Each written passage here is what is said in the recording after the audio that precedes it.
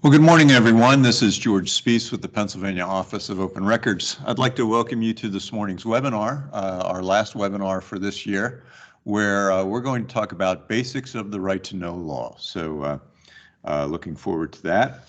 A couple preliminaries to get out of the way before we get started. First, if you've never participated in one of these webinars before, it is essentially a PowerPoint presentation with me talking in the background. So if you'd like a copy of the PowerPoint, you can find it on our website underneath the training tab. If you scroll down, you'll find all of the PowerPoints that we use for our webinars and other training, and you're welcome to download those and use them for your own future reference. Or if you're conducting training locally, you can use those PowerPoints as well. You may find them helpful. This session is being recorded. So let's say maybe you have a colleague who wasn't able to make it here today. You can get a copy of the recording, contact our office, and usually what happens is we provide you with a link to a file sharing service. And then that would give you access to the recording of today's session. If by chance your computer system, for security purposes, doesn't allow access to file sharing, another option would be to send us a flash drive with a note saying which recording you want, and then a self-addressed stamped return envelope. And it usually turnaround time's about a week, where we'll go in and copy the recording over to your flash drive and mail that back to you. As far as questions go, like I said, I'm talking in the background. So if you have a question, feel free to type it in the meeting chat feature, and I'll attempt to answer your questions as we're proceeding through the session. But I have two things that I would ask you to do.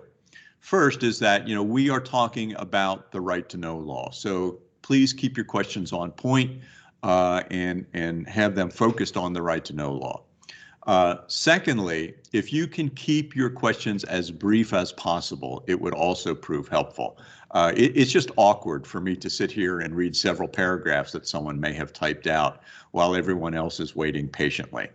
If it appears that you have, a unique situation or an unusually complex question, we'll do one of two things. We'll wait until the end of the presentation, and then I'll come back to it, and we'll discuss it then for the good of everybody, or we'll take the conversation offline, meaning that, there's contact information on the screen right now, the office phone number and our website address. The website contains email addresses that you can use to send us your questions. Our administrative staff is very good about being able to point you in the right direction, and if you should happen to stump them, they'll escalate your question up to senior staff, and chances are very good that someone will get back to you within 24 hours and again get you pointed in the right direction as far as your questions are concerned.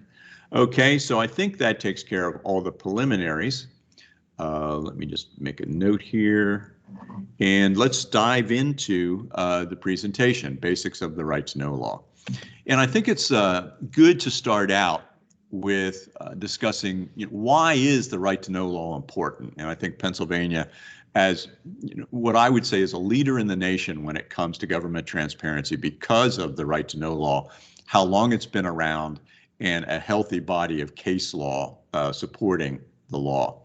But I go back to this fundamental statement that I think is helpful to, especially to those of us who are responsible for administering the right to know law.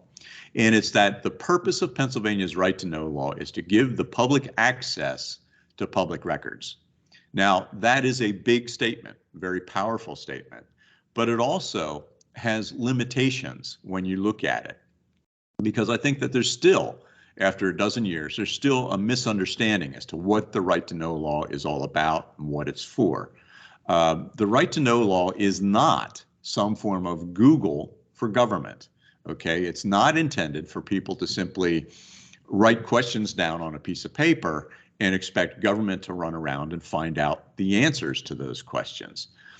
And a lot of times I find that when a right to know officer or an open records officer, and those two terms are interchangeable, okay, they mean the same thing, that when they encounter a right to know request or an open records request that might prove to be a little confusing, or it's unclear exactly what the person is looking for, or maybe, there's just some unusual set of circumstances that has the person stumped. Okay, what do I do next? A lot of times, if you come back to this fundamental statement, okay, what's the purpose of the right to know law? Well, it's to give the public access to public records. A lot of times, that can get you back on point and add a degree of clarity that you otherwise may not have. So I really recommend keeping this fundamental statement in the back of your mind as you're proceeding throughout your duties, and hopefully it will keep you on point, keep you headed in the right direction. Now, there are some other important facets of this law that you need to bear in mind. The first one is that your starting point. Every record of an agency is presumed to be public.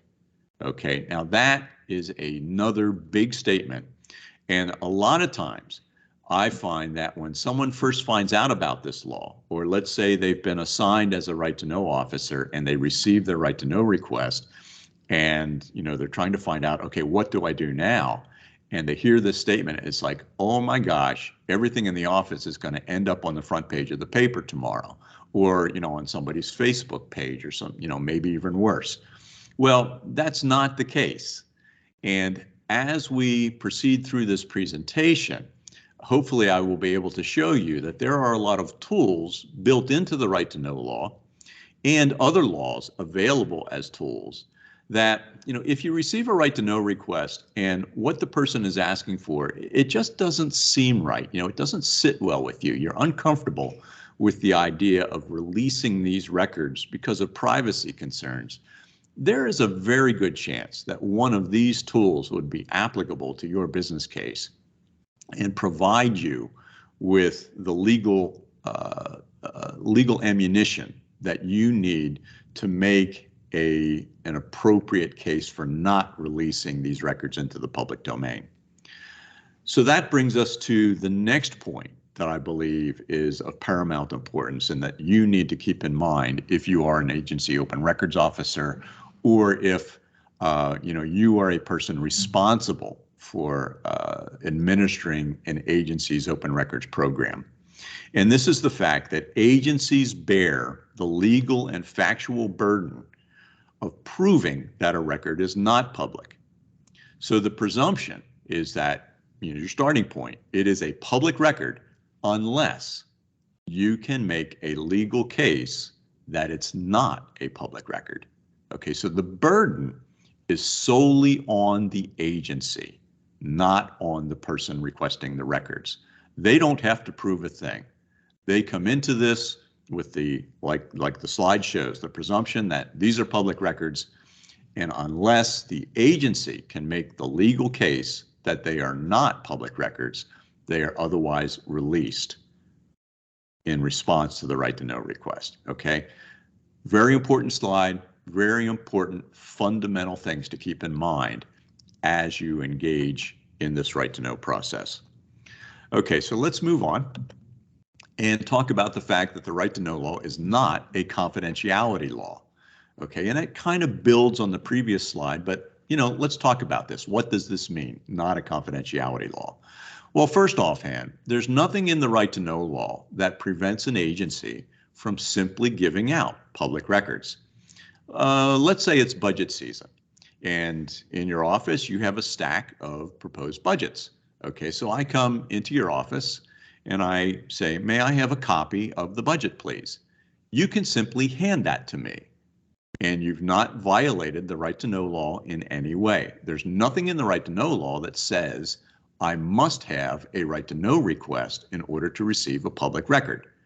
Now, if the agency wants to, they can put that requirement in place.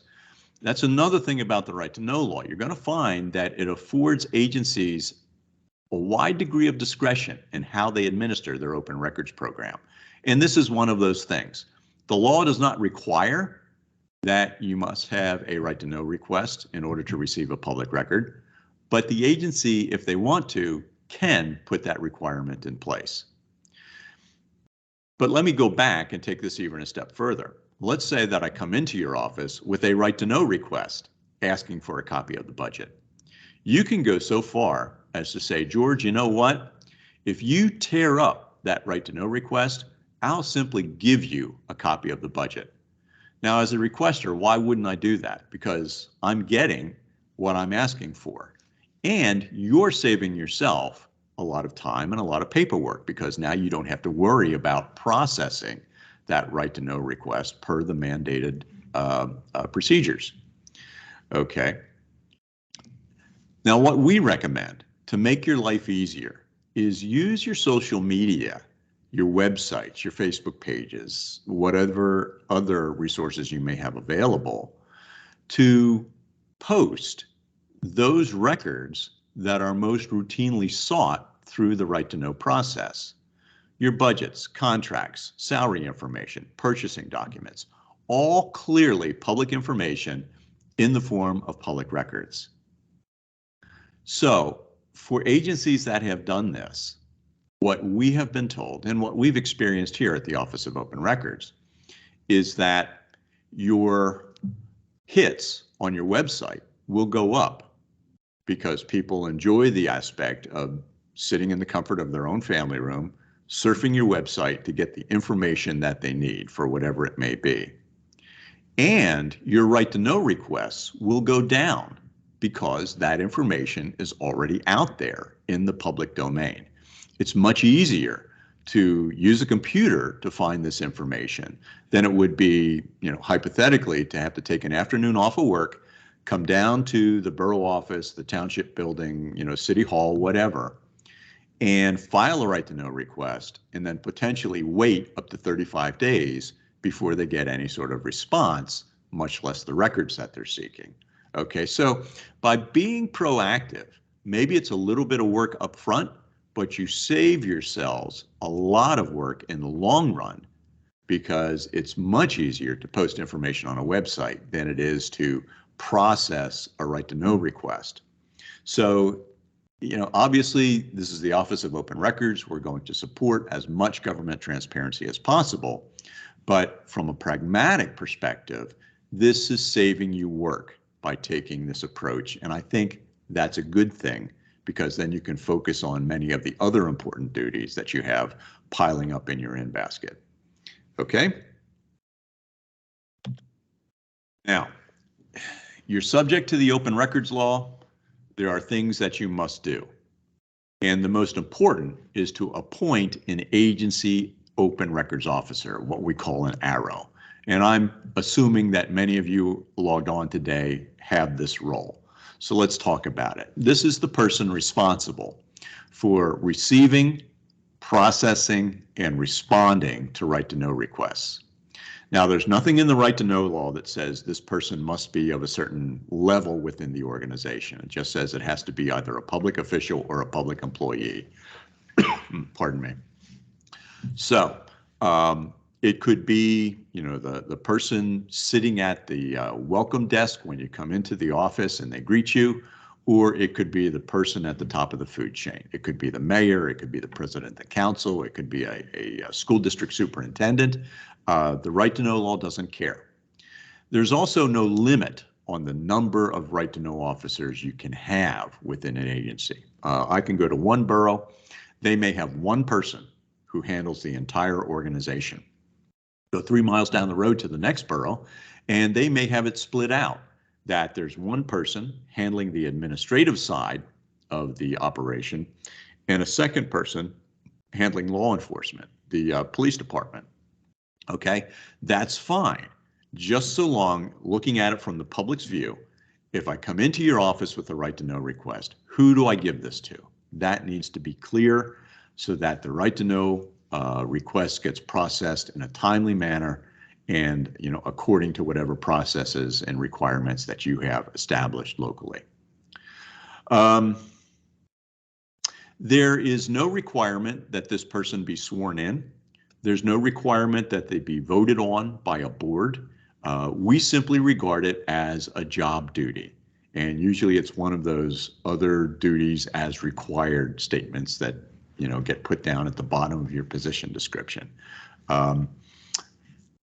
Agencies can also come up with their own local rules for the administration of their open records program.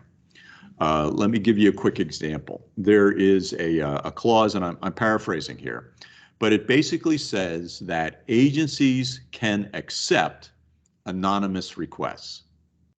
Well, it says agencies may accept. I need to clarify that. May accept anonymous requests.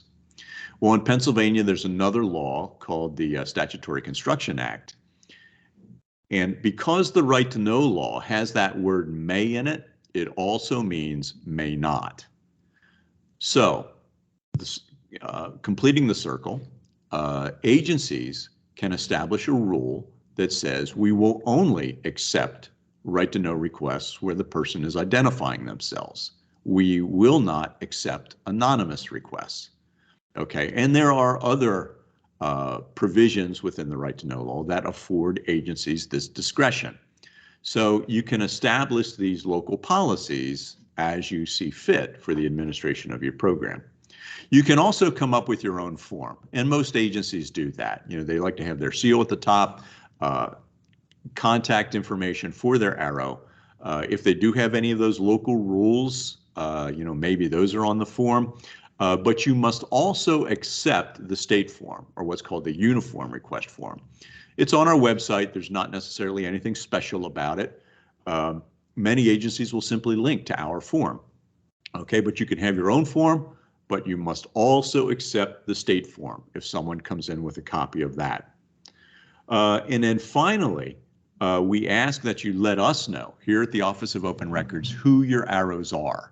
And this is important because on our website, we keep a database of arrows across the state.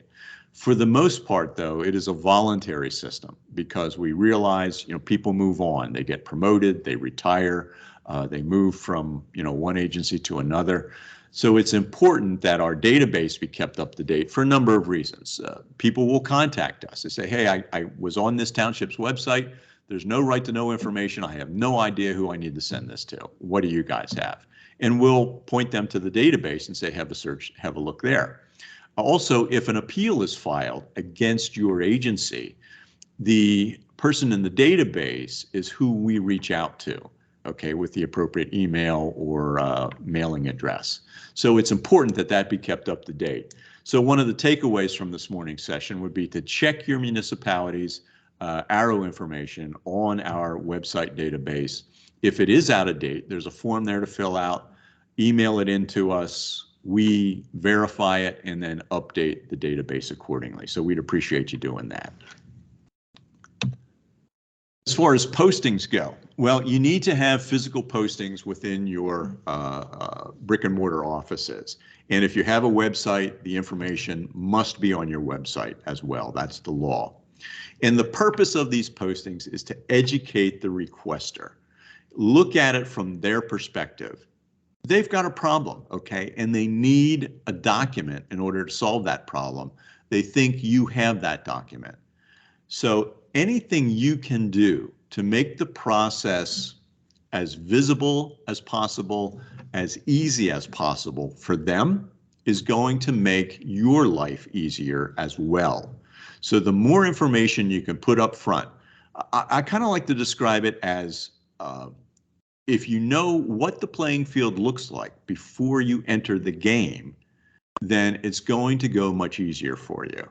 So look at it from the requester's perspective. What do they need to know in order to successfully navigate our Right to Know program? The more information you can put out there, the better. But this is what's required. Contact information for the arrow. Who do I give my Right to Know request to? Contact information for the applicable appeals office so that if my request is denied, what's the next step? And in 99% of the cases, it's going to be point them to the Pennsylvania Office of Open Records. And I would simply recommend putting down our website URL, because if they're going to file an appeal, they can do it online on our website, which feeds into our docketing system. Then you need to have a form available so that if they don't have one, they can either print it off of your website or get it in your office when they come in looking for the record, if you're going to require that they complete a right to know form. You need to have a blank form available for them. And then list any of those local regulations or policies that your local agency has promulgated in order to administer your open records program, okay? Educate the requester. It'll make your job easier in the long run. Okay, some things that you cannot do in relation to the right to know law. The first is that you cannot limit the number of requests or the number of records that a person is seeking within any specified time frame. You can't say, ma'am, I'm sorry, you already filed 3 right to know requests this week. That's all we allow. If she's inclined to file a dozen, the law permits her to do that. Also, you cannot force a person to tell you why they are filing a right to know request. You cannot deny a request based on the reason or what you think the reason is, okay? Now, let me go off script a little bit here and say that the greater majority of people are legitimate requesters who have a legitimate need for a record that they think you have. However, we're the first to acknowledge that there are some people who have weaponized the right to know law and they misuse it. You know, somewhere along the line, the relationship between your agency and that person broke down. They've decided they're going to be a pain in the neck and they're going to file right to know requests as one of the ways to be a pain in the neck. Now, the legislature is aware of this. There have been a number of proposals to come up with solutions. Some which are in committee now. If it is a concern, maybe you want to reach out to your legislator. But from my experience in working with the right to know law, the solution currently lies with the payment side of the right to know law. And I'm going to touch on that a little bit here further into the presentation. And we actually do a webinar solely dedicated to the payment side of the right to know law, because again, a lot of misunderstanding, a lot of things that people don't know. And my experience is that for someone who is misusing the right to know law, they're not willing to pay to be a pain in the neck, whereas a legitimate requester is willing to pay a nominal fee to get the records that they need.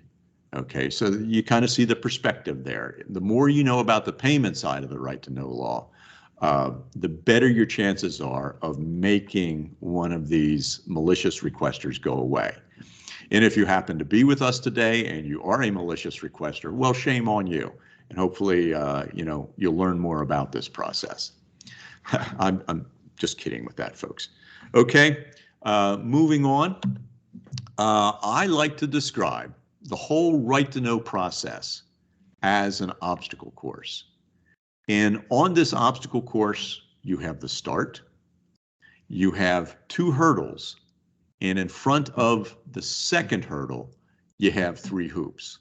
So you got to make it over the hurdle, you got to make it through the hoops and over the second hurdle. Once you do that, then you've said it's a public record and we're going to grant the request and release the records accordingly.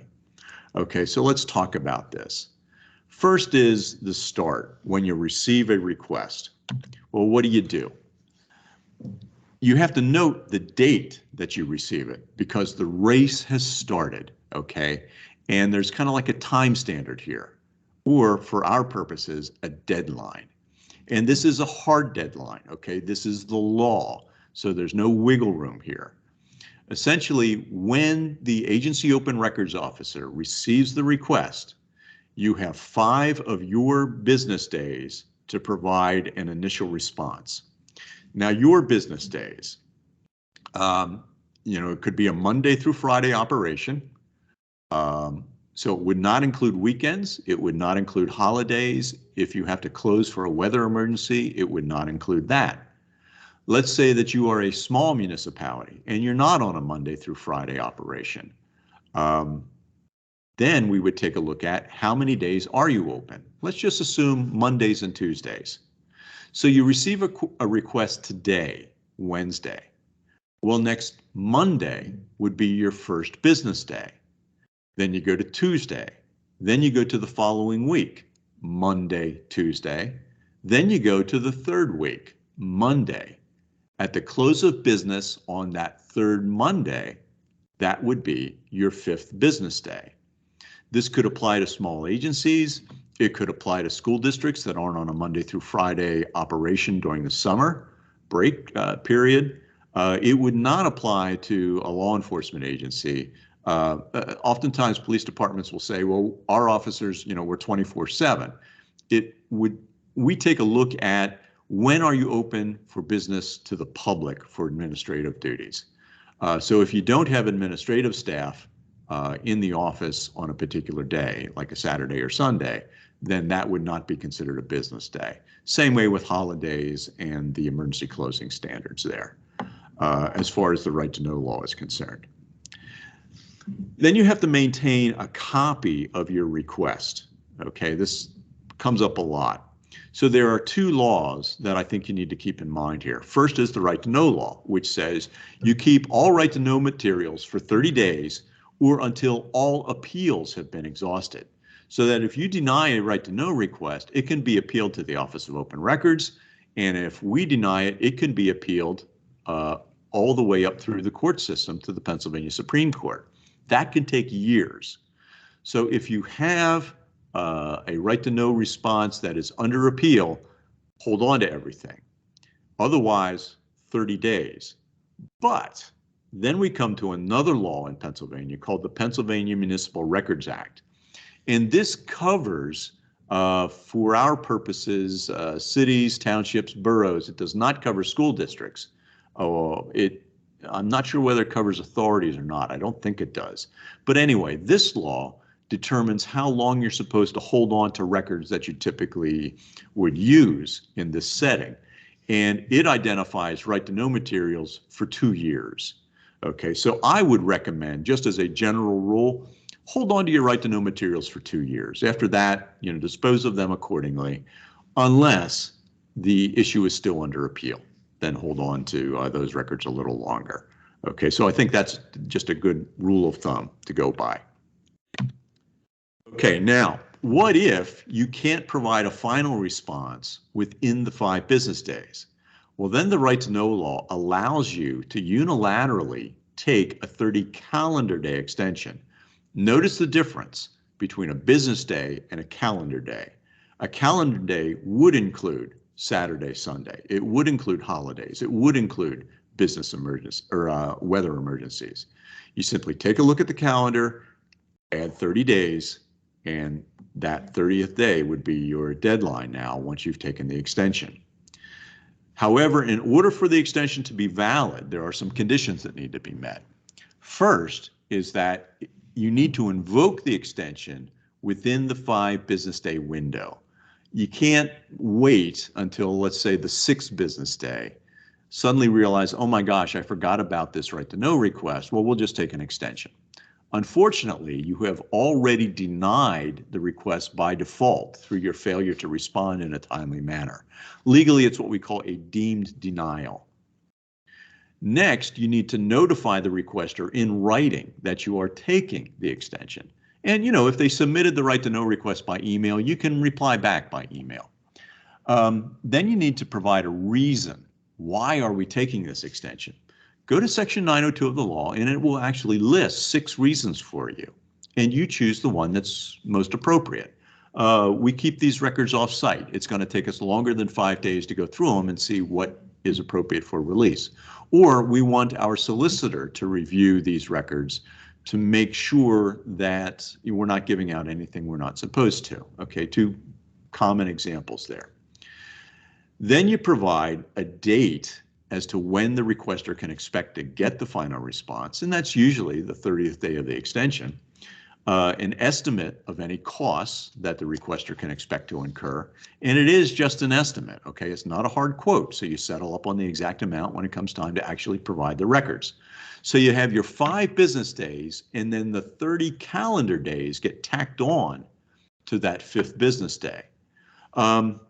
Just a word of caution here, do not get into the habit of automatically taking the extension if you don't need to. There are some records that are clearly public in nature and readily available. So you should be able to provide a response within the 5 business days, okay? There are many people who submit a right to know request and the first communication that they get back is, well, we're taking 30 calendar days. It's like, why do that if you don't have to? All you're managing to do is upset the public that we're here to serve. And it's not going to help your cause at all. All righty. So we are on the course and we're coming up on this first hurdle. And in order to clear the hurdle, we need to answer a question. Is it a record? Okay, note, I'm not saying, is it a public record? I'm simply asking, is it a record? Now, when you're looking at a law and trying to figure out, how do we administer this? How does this law work? I always recommend to look at the definition section, because as you're reading through a law, you may encounter language that is vague. Maybe it's conflicting with another section of the law, doesn't make sense. If you go back to the definition section, a lot of times it will add clarity to whatever you're wrestling with. And the right to know law is no exception. The right to know law defines what a record is. And again, I'll paraphrase here, but any information, regardless of its physical form or character, that documents a transaction or activity of an agency and is, et cetera, et cetera. Okay, key phrase in red, documents a transaction or activity of an agency. What does that mean? Well, it means that the record, the communication must be about what it is we do. So if we're a borough, the record has to be about the borough and its workings. Same way, school districts, authorities, cities, townships, and the like. Okay, so why would this matter? Well, think about it. All day long, we generate communications that, I'll give you some examples. I sent an email to one of my colleagues. Hey, did you hear about the new restaurant that opened up downtown? Let's go to lunch tomorrow. Or I'm going to pick up a gallon of milk on the way home. Or, maybe it's like, wow, what do you think of the Eagles? You think they're headed for the Super Bowl this season? All common communications, but none of them have anything to do with our agency. Thus, they do not rise to the definition of a record as far as the right to know law is concerned. So, if someone submits a right to know request for all of my emails, I don't have to worry about those emails being released through the right to know process because they're not records. Okay, you see how that works? Because they have nothing to do with documenting a transaction or activity of an agency. Now, a word of caution here, because I'm going to turn this around 180 degrees. Let's say that I am at home in my family room, on my home computer, on my personal Gmail account, and I send an email to one of my colleagues. Say I'm working on this particular case and I need to see some of the documents that were submitted by the agency in their pleadings. And I send that off to one of my coworkers. Now, the mere fact that I'm at home on my home computer on my personal account does not shield me in any way from the release of those records that happen to be about our agency. I cannot use my personal devices or my personal accounts to hide the public's business. Those records, first offhand, they would be considered records, and they are discoverable under the right to know law. Okay, it is the content of the records, of the communications, that determine whether they are records or not how they are created or how they are stored. Okay, let me repeat that. It is the content of the communication that determines whether it's a record. Okay, so if it's not a record, we're off the obstacle course. We didn't make it over the hurdle and we're done. It's a denial because what the person has requested don't meet the definition of records as far as the right to know law is concerned. But let's move on. The next hurdle we're coming up on is we have to answer the question now, is it a public record? Notice the distinction. But as I warned you, we have these three hoops that we have to make it through before we can even get to the hurdle. Now, the first hoop is, do any exemptions apply? And if so, are we going to invoke them? Okay, what's an exemption? Well, you go to the law itself, section 708B, and there it will list 30 exemptions. An exemption is a definition of a record that the agency may withhold at its discretion if the record meets that definition. And with 30 of them, it is a broad spectrum of records. This is probably the agency's most valuable tool for withholding records from public release if it believes it has a sound business case for doing so. And it could be, if by releasing this record, we would put someone in harm's way, or we would jeopardize the security of our computer system, or it might be discipline records for employees, or somebody's health records, information about a minor. And that's just scratching the surface of all the records that you can withhold at your discretion. Okay. So if there is an exemption that applies, and we have decided to invoke it because it's discretionary as far as the right to know law is concerned, you could have a record that clearly falls within an exemption, but decide to release it anyway. Okay, and that's, when I say that the right to know law gives you a lot of flexibility, here's a big example. Okay, but if you decide that it doesn't fall within an exemption, or if it does, we're not going to invoke it, then we've made it through the first hoop. That brings us up on the second hoop, which now we have to answer the question, are there any federal or state statutes or a judge's order that make these records non-public? Now, let's talk about this a little bit, because this is very important. We go to section 306 of the law, and again, paraphrasing, it says something to the effect that if there is that nothing in the right to know law will change the status of the confidentiality of a record if that's been determined by another law. Let's put this in English, okay? Essentially, if there is another law that says a record is confidential, that trumps the right to know law. And it takes away any of the discretion that the right to know law would otherwise give you.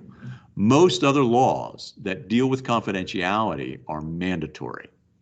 And we actually have another webinar where we talk about laws that protect information, because there's a lot of them out there and you need to be aware of them. Just some quick examples. Law enforcement, police departments deal with a law called CRIA, the Criminal History Records Information Act, which identifies many records that police departments typically are responsible for, and they say you cannot share these with the public. You can only share these with other certified law enforcement agencies. And if you do release it, there are criminal sanctions. Okay, well, let me use a quick example here. The right to know law has section 708B16, which deals with criminal investigatory records, but it doesn't deal with criminal intelligence records. So someone files a right to know request for information on suspected gang activity in the township. They want to see your criminal intelligence files. There is nothing in the right to know law that would prevent you from giving that out. But if I go to CRIA, it does cover criminal intelligence files. So in meeting my legal burden to withhold those records, I would cite the appropriate provisions in CRIA, which trump the right to know law. Thus, I've met my legal burden. Okay, that's just one example. School districts deal with a law called FERPA, the Family Educational Rights and Privacy Act, which makes it illegal. Well, not illegal, but they could risk losing funding by releasing individual educational records. Then you get into the alphabet soup of health-related laws, FMLA, ADA, HIPAA, okay, all laws which basically say that health-related records are confidential and there are criminal sanctions if you should violate these laws. All of these laws trump the right to know law, and you could use those in addition to the right to know law as meeting your legal burden for withholding these records if someone were to request them. Okay, very important tool that's available to agencies and are used to protect the privacy of individuals because we do have a right to privacy. Okay, then we need to, well, let's, taking this further, let's say that there are no other laws that apply to the records that are being sought. So now we come up on the third hoop, and that is we need to answer the question, is the record protected by privilege? And for our purposes here, we're talking about attorney-client privilege. Any information between an attorney of a sensitive nature between an attorney and their client is typically protected by attorney-client privilege. For our purposes here, it would be communications with your solicitor or an in-house counsel or possibly outside counsel shared with senior management. And it could be emails, it could be reports, it could even be invoices. Of those invoices go into such detail that you can discern legal strategy. Okay, this is, a common right to know request is I want to see the bills from the attorney because I want to know how much our borough is paying them. Okay, well, if the attorney simply submits an invoice that says for this month, I'm, charging you X number of billable hours, good chance that is a financial document that would be considered a public record. However, if the attorney goes into greater detail, I spent 3 hours this month researching this body of case law in preparation for this lawsuit that we're dealing with next month, or I spent 9 hours interviewing these potential witnesses to support our position on, this particular approach for this lawsuit that we're dealing with next month. There I can discern legal strategy. There's a very good chance then I could invoke attorney-client privilege. If there's any questions at the end of the day, I would say go ask your solicitor. Do you think your invoice or this record is protected by attorney-client privilege? They're in the best position to answer that question. And if there's a dispute, well, the requester has the right to file an appeal, and we'll sort it out when we get it here to determine whether or not, in fact, attorney-client privilege truly does apply. But that would be the final hoop that you need to address. And if attorney-client privilege doesn't apply, well, then you've made it to the second hurdle and you've determined that it is a public record. You make it over the hurdle and you grant the request and release the records accordingly. So you see how this whole obstacle course scenario works out in explaining the process. Okay, I promised we were going to talk about payment issues, so let's spend a little bit of time with that. This is an important point here that a lot of people don't realize. And again, I'm going to paraphrase Section 701 of the Right to Know law. The agency is only required to provide the record in its current medium. Okay, let me put that into English. What it means is hard copy versus electronic. Let's say that someone submits a right to know request. It comes in by email. They're asking for specific records and they say, I want them sent to me electronically. And they do that for two reasons. First offhand, there's no charge for electronic records. Second is it's easy, okay? All you have to do is email them back. Okay, and that's how most right to know requests are managed. But let's say that your municipality, has a building permit process where it's all paper driven. Okay, the applications come in on forms with supporting documentation. They're reviewed by the codes officer. Any communication is, by mail, certified mail or whatever. They issue a hard copy permit.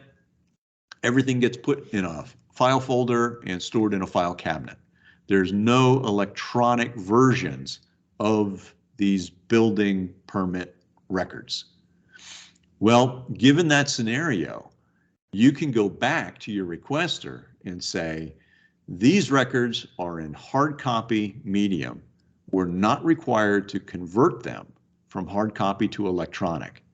So the records exist, but in order to get them, we will make copies for you, and then we can charge you up to 25 cents a page, single-sided 8.5 by 11, 8.5 by 14, black and white, okay? Otherwise, we are denying your request. It's all a matter of whether or not they're willing to pay for the hard copy records. Now, you can scan them in at your discretion. It's just that you cannot charge for electronic records, and that's what you've done. You've created electronic records. If you happen to have electronic versions of the records that are being sought, well, then you must provide them in electronic medium. Okay, because that's how they've been requested. And like I said, you cannot charge for electronic records under the right to know law. Then there's another facet that we need to be aware of, and that is the right to know law allows for inspections. I don't want copies. I want to come into the office and inspect the originals. Well, they're allowed to do that, but the agency is in the driver's seat. The agency determines when during normal business hours it is convenient for them to have this person come in and inspect the records. And you can supervise the inspection. You can sit there and watch to make sure nothing is altered, destroyed, or stolen. Okay, but if the person pulls out a cell phone camera and takes a picture of the records, they're allowed to do that. As a matter of fact, they can bring in their own copying equipment, so long as it's not disruptive to your office operations. Now, you cannot charge for labor. You can't charge for like a set redaction fee, and you can't charge for any sort of legal review. It's simply considered the cost of doing the government's business. You can only charge actual costs, or what we call pass-through costs. And here, I think postage is probably the best example. Someone submits a right to know request for hard copy documents. You make the copies, you're going to mail them to the person. So you put them on the postal meter, and it says it's going to cost $3.15 to mail these records out. So you can add that $3.15 onto the invoice, okay, because it is an actual documented cost. All right, more payment issues. Well, I've kind of been hinting at this, but if you haven't gotten it already, I'll just say no surprises.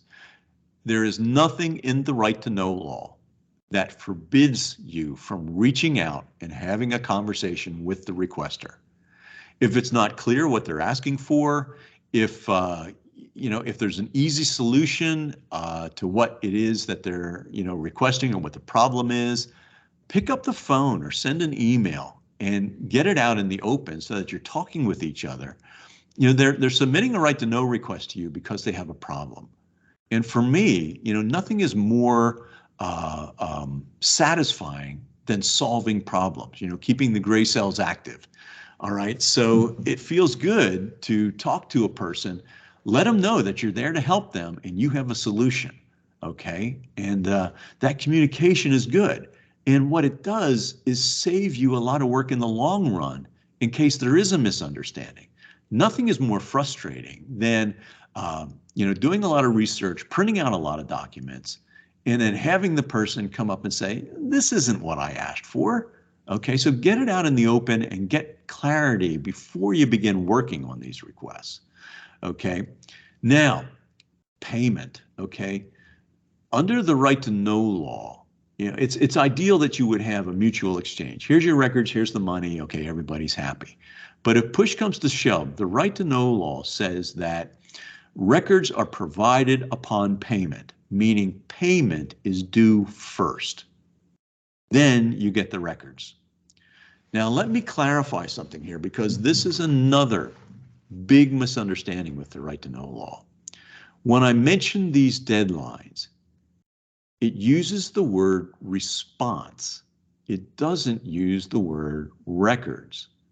The response, the initial response, is due in 5 business days. The final response is due at the end of the 30 calendar days. It does not say the records are due at that point. So if you grant a request within the 5 business days, that's great, but it doesn't mean you have to provide the records. Your response can be, we received your right to know request. You've requested these records. We determined that they are public. We're granting your request. Then you can say, please send us a check for this amount. And once it clears the bank, we'll send you the records.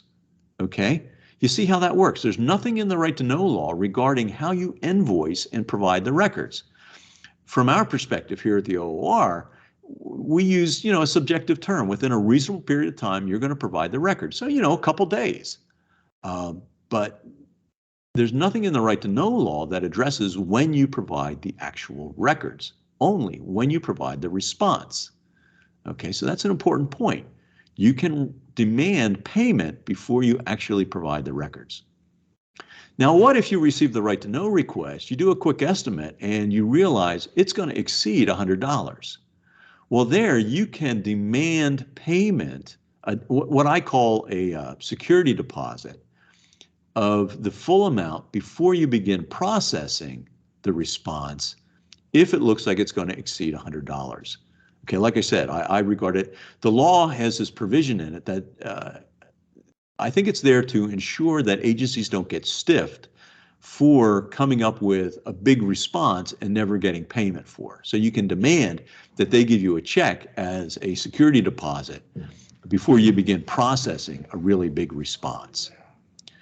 Then there's a part in there, section 905, about record discard. I'm not going to go into great detail on this, but basically the takeaway is that if there is an outstanding debt, let's say someone has submitted a right to know request in the past, you provided a response and sent them a bill and they never paid that bill, you no longer have to process any further right to know request for this individual until that debt is settled. And there's no statute of limitations on this. It doesn't go away after a month, a year, 10 years, okay? As long as there's a debt out there, you can deny subsequent right to know requests from that individual until the debt is settled. But beware, because it is a denial, and denials can be appealed. And within our this website that I keep talking about, there is a final determinations database where we have upwards of 30,000 decisions issued by our office, many of which include disputes over fees. So if you deny a right to know request based on non-payment, the requester can appeal that. So make sure that all your I's are dotted, your T's are crossed, so that when the appeals officer asks for you to meet your legal burden, you can submit all the paperwork that shows, all the communication you had back and forth with the requester, how you arrived at the determination of the outstanding debt, et cetera, et cetera. And, if everything's in order, there's a very good chance that the appeals officer will agree with you and deny the request until the debt is settled. Okay, and when we're talking about those people who have weaponized the right to know law, remember when I said they're not willing to pay to be a pain in the neck? You kind of see how this all comes full circle in dealing with those people and why I think the right to know law already takes care of this problem. But, that's for you to decide, you to work out as you learn the payment side of the right to know law. Okay, moving on. Let's say you're going to deny access, that it didn't make it through the obstacle course. Well, you've got to send this person a letter. And there's a format to make this letter appropriate. And the first is you describe the requested records. Well, that seems like a no-brainer. But what if it wasn't crystal clear on the request what the person was seeking? You put it in your own words, okay? You paraphrase, we believe these are the records you were seeking. Then you state the legal and factual grounds for denial. Why isn't it a public record? Okay, and this is where the rubber hits the road, because remember, the agency bears the legal burden of proof here. So typically you would cite the appropriate exemption within the right to know law or that other law that makes these records confidential, and you make the nexus between what's being requested and why this falls within the exemption. Okay, and then you'll be fine doing that. Then you put the contact information for the arrow, because remember, this is the person responsible for responding to the request. the date of the response, and this is important because now another deadline kicks in, and then the procedure to file an appeal with the applicable appeals office. And remember what I said, it's usually the Office of Open Records. And what happens is they have 15 business days to file an appeal with the Office of Open Records. And now it's the OOR's business days. Now, we're an independent agency, but we do follow the state's holiday calendar. So, that may be different from when your office is open for business.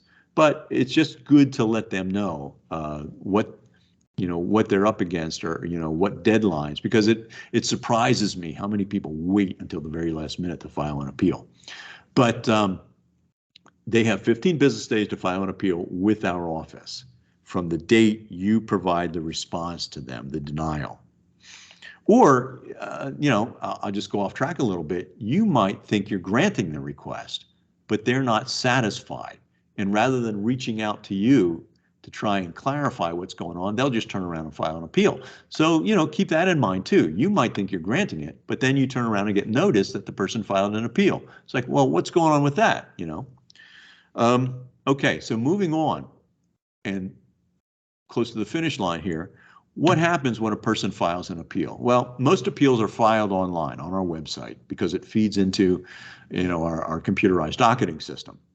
And when an appeal is filed, there are 4 things we look for, 4 elements. The first is we need a copy of the original request. We need a copy of the agency's response, if there is one. Remember, they may have deemed denied it. Then the person needs to tell us why they think the records are public, and they need to tell us why they think the agency's denial is incorrect.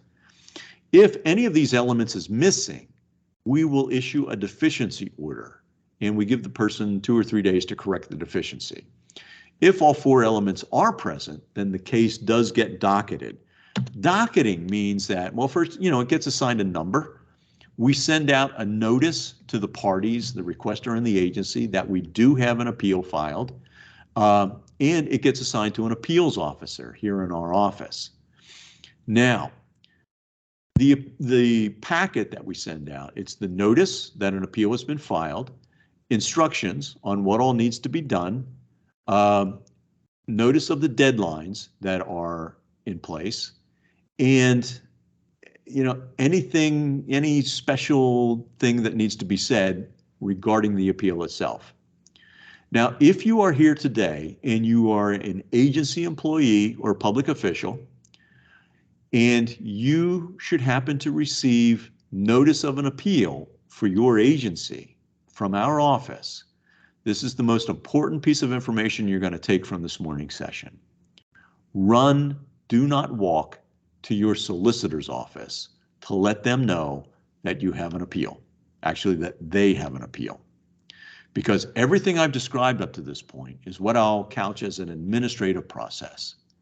Now that an appeal is filed, it is a legal action, okay? Someone essentially is suing you, and your attorney, your solicitor, has a very tight time frame in which to provide your agency's response. They need to get hauling on it right away. And if you delay getting it to your solicitor, you're putting them up against the wall, and you don't want to do that, okay? Do not try to respond to the appeal yourself, because it is a legal action, and there are certain forms that need to be used, certain language that needs to be used, and you don't want to risk losing a case on a procedural error before we even have a chance to hear the merits of it. Okay, so get your solicitor involved. You may still be involved with providing support, but your solicitor needs to be the point person at this point. The Office of Open Records has been defined by the Pennsylvania Supreme Court as an independent quasi-judicial tribunal. Translate that to English, we are a court. So we must demand certain standards from you that the courts demand from us. Okay, so you don't want to screw this up. Get your solicitor involved right away. All righty? Okay, the product of an appeal is what's called a final determination. It looks just like what you would see coming out of a court decision. And you can find all of these on our website. They are legally binding. They carry the weight of law. And if you have access to one of the legal services like Westlaw or Lexis, you can search for them there. If you have the docketing number, there's a good chance you can Google it and it will come up. Okay. Now, our decisions, well, I should also mention that there is the option of mediation. Okay, if when the person files the appeal, they indicate that they're agreeable to mediation, and then when you receive the appeal packet, we include information about our mediation program. If everyone agrees to give it a shot, the case may get assigned to a trained mediator here in our office. And sometimes all it takes is a conference call where you get the people on the phone talking to each other and they're able to come up with an agreeable settlement. Okay, and the case goes away. If they can't agree, well then after a while the parties say, hey, this is a lost cause. We want to go back into the regular adversarial process before an appeals officer. Okay, and no harm, no foul. Okay, but mediation, usually I think it's a little over 50% success rate right now. So it's something to consider. It could save yourselves, a lot of headaches in the long run. Okay. Our decisions can be appealed. If your agency or if the requester doesn't like what we decide, you can appeal it. Local agency, you would go to your county court of common pleas within 30 days. When you file, do not list the Office of Open Records as a litigant. Rather, we are a lower level decision maker. But you still have to notify us that you are filing the appeal in your local court, because we will monitor the case. We may submit briefs. If it's an important point of law that we want to see followed through, we may actually ask to appear before the judge. But we are not a party to the dispute. That's still between the requester and the agency. Okay, so we are at the end of the presentation. There haven't been any questions. Gosh, I hope you have heard me. But if you have any questions, now's the time to get them in before I sign off. If after we end the presentation, you have any questions, the information's on the screen there. So feel free to reach out to our office. And we can't answer requests for you. We can't answer appeals for you. But we can steer you in the right direction with all the resources that we have available on our website. And that's what I'm going to do for the next minute here, is tell you about this great website. You've heard me say it before. It is the best government website you will ever encounter. It's updated 6 days a week with new information, new decisions from our office, new court cases, information about training. The fact that we're having this webinar here today was on our website. Any more information about training that you'd like to see or that you're curious about, you can find on the website. If you're here from an agency, we have an Arrow guidebook, 78 pages of all kinds of resources that help you administer your open records program. If you're here from the public, we have a citizen's guide that you're more than happy to take a look at that answers a lot of the questions that you might have. FAQ pages. If you're curious about the Pennsylvania Sunshine Act, which deals with open meetings, we've got a page dedicated to that, and we'll answer questions about the Sunshine Act. And then, if you do have questions, there's email accounts with staff just waiting for you to send in your emails so that they can get to work on it and get you the answer to the questions that you have, because we are kind of a Google here at the Office of Open Records, where we enjoy helping out people because we realize if you're contacting us, you probably have a problem that needs solved, and we all like solving problems. Okay, so I'd like to thank you for your participation and your attendance today. We still don't have any questions, so I'm just going to assume that I did a crackerjack job. Okay. Starting in 2023, we'll be back with webinars. We'll try and get the schedule. Yeah. They pay me to talk. We'll try and get the schedule posted as quickly as we can. I got to take a look at that because I'm going to be in Guatemala for the first part of the month. But as soon as I'm back, we'll get started on posting webinars, and I look forward to seeing you all back here. Folks, have a great holiday. Stay safe with the weather, and I hope that it's an enjoyable season to you as you're closing up one fiscal year and starting another with your budgets and seating new members and et cetera, et cetera. Okay, so we're signing off now, and take care.